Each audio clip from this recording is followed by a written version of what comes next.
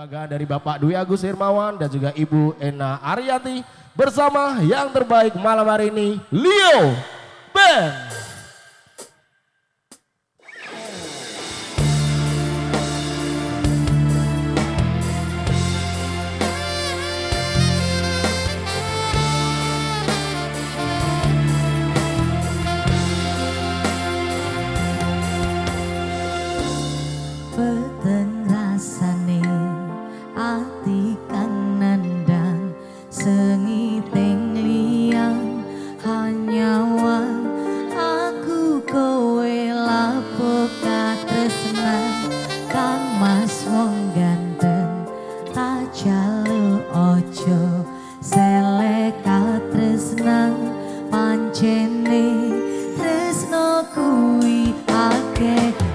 Coba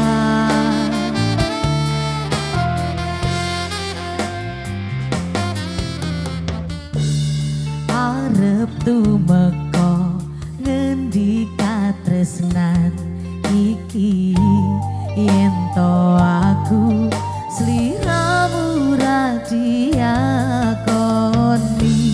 senadyan donya ra bisa nampa Joko yen durung kapisang mrengkang kuwasa Kang Mas kowe sing tak sayang kalilo aku kudu kelangan Kang Mas musti kane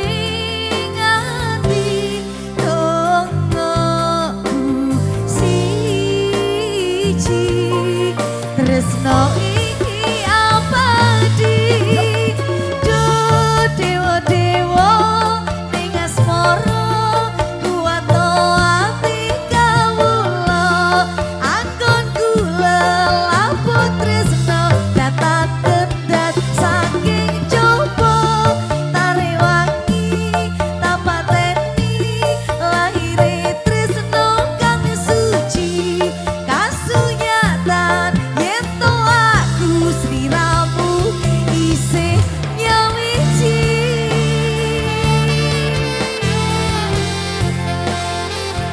Monggo Besti, boleh goyang tipis-tipis ya, dikasih ayang-ayang spesialnya buat Mbak Ena.